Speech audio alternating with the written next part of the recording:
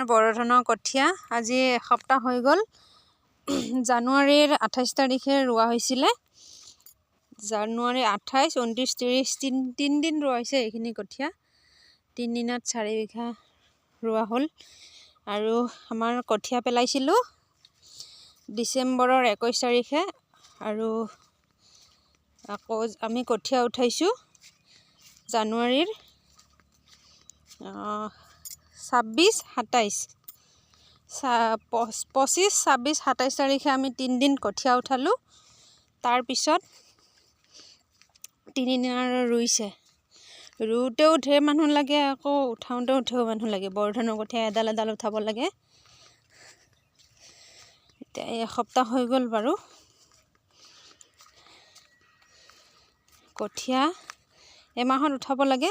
আমি কেইদিনমান পিছত উঠাইছোঁ, কিয় বালি মাটিত ৰোৱা আছিলে, ইমানকৈ ভাল হোৱা নাছিলে কঠীয়াখিনি। সেইকাৰণে আমি এমাহ 10 দিনৰ পিছত উঠাইছোঁ।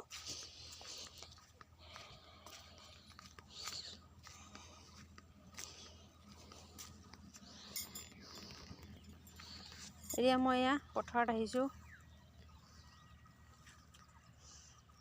বতাহখন চাই লওঁ। ছাগলী আহে, গৰু ছাগলী আহে। এই পথাৰত ছাগলী আছে ওচৰতে। মই ছাগলীখিনি খেদি দিব আহিছোঁ।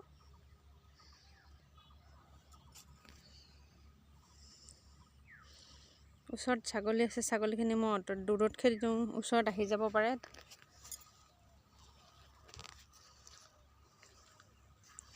আলিবোৰ ভিজা, যাব দিগদাৰ হয়।